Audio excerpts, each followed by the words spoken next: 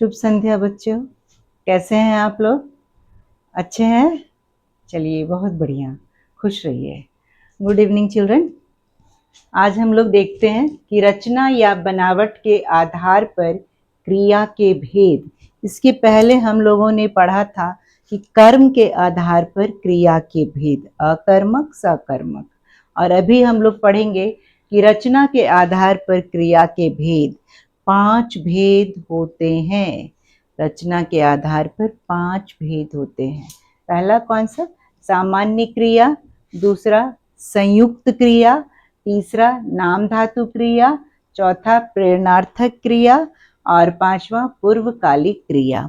ठीक है, तो एक एक करके अब देखते जाएंगे कि सामान्य क्रिया किसको कहते हैं, नाम धातु क्रिया क्या है। तो पहला वाला हमारा है सामान्य क्रिया।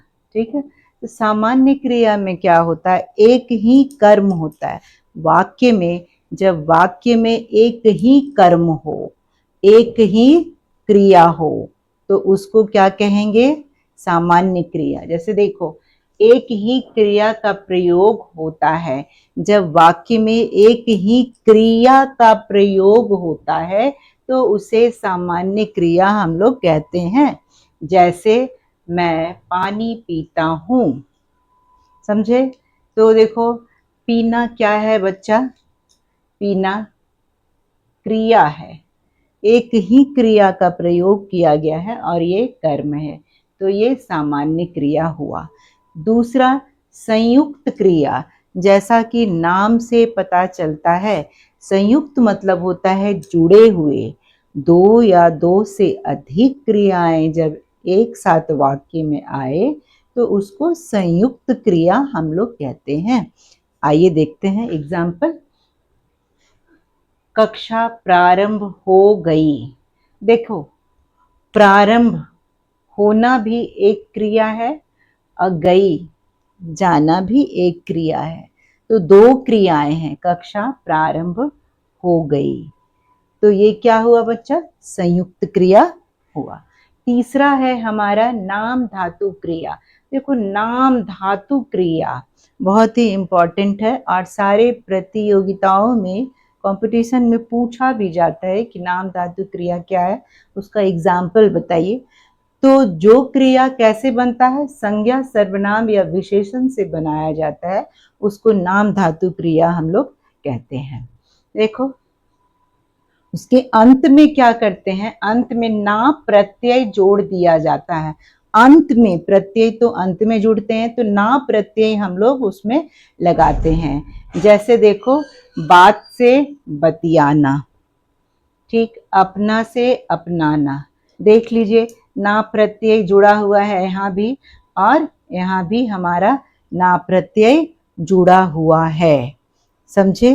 तो अभी क्या पढ़े हम लोग? सामान्य क्रिया, संयुक्त क्रिया, नाम धातु क्रिया, और फिर चौथा पढ़ेंगे हम लोग प्रेरणार्थक क्रिया।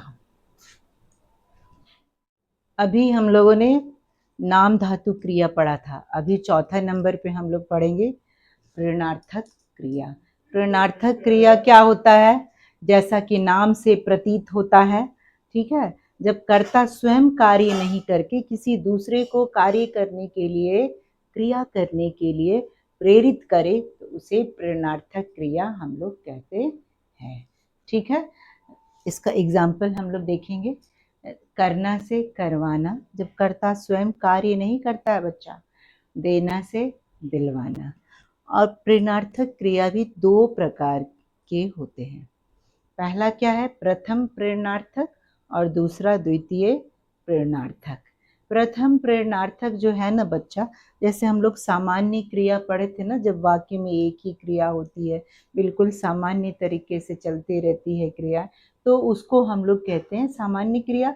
तो स्वयं यहाँ पे ना कर्ता स्वयं कार्य करता है, खुद प्रेरित होता है कार्य करने के लिए, तो वो होता है प्रथम प्रेरणार्थक क्रिया। देखो, अध्यापक बच्चों को पढ़ाते हैं, समझे? और द्वितीय प्रेरणार्थक है कि कर्ता स्वयं कार्य नहीं करके दूसरे से करवाता है। माँ ने बच्चे से कहानी पढ़वाई, समझे? प्रथम प्रेरणार्थक क्या है?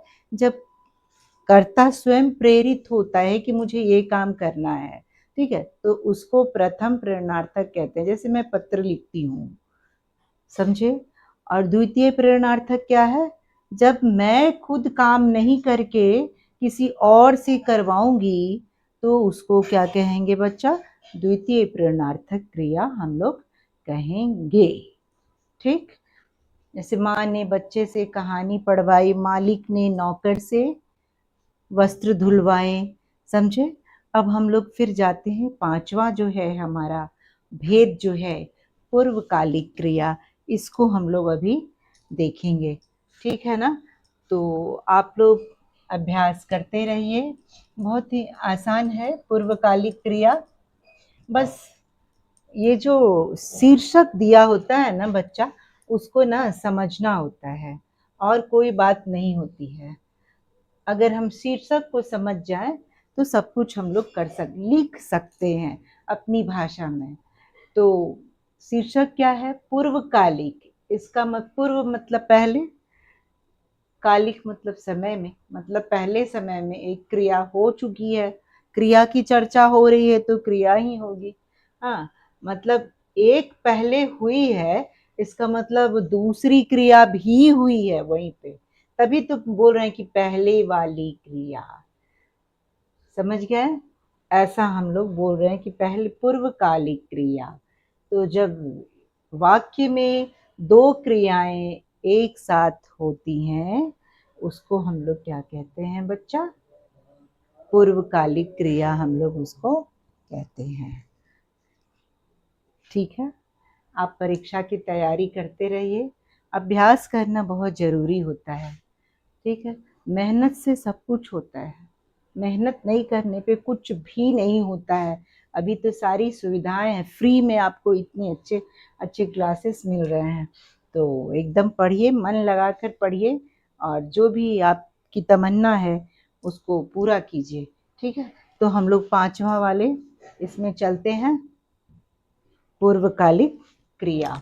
इसका पांचवा जो भेद है यहाँ से हम लोग कर रहे हैं, पूर्वकालिक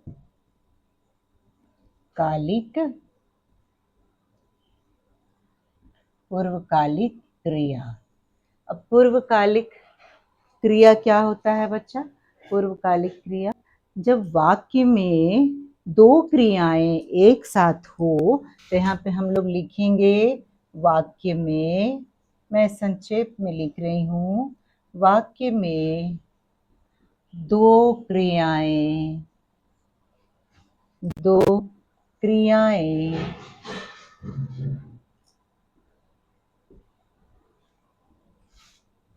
एक साथ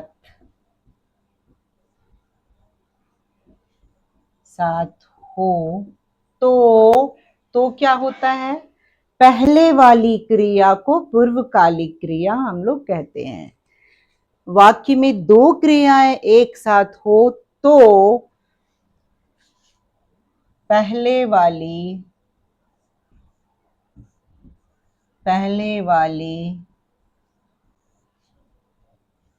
क्रिया को पूर्वकालिक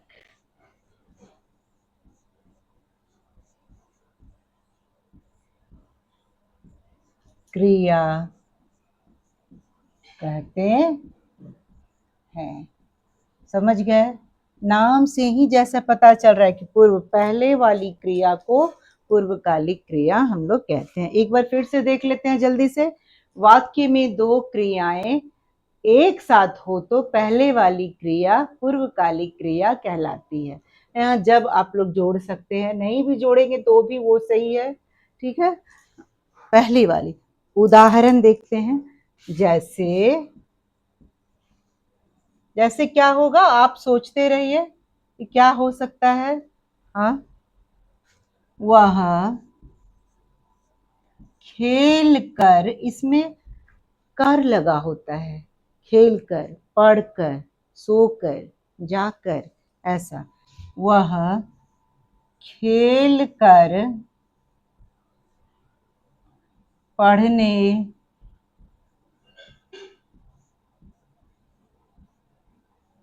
जाता है। वह खेल कर पढ़ने जाता है। देखो, जाना जाता है एक क्रिया है, दूसरी वाली वो क्रिया है वह खेल कर, मतलब खेला उसने पहले, तो ये हुआ हमारा पूर्वकालिक क्रिया। ये क्रिया पहले हो रही है और इसके बाद वो जा रहा है खेलने के लिए।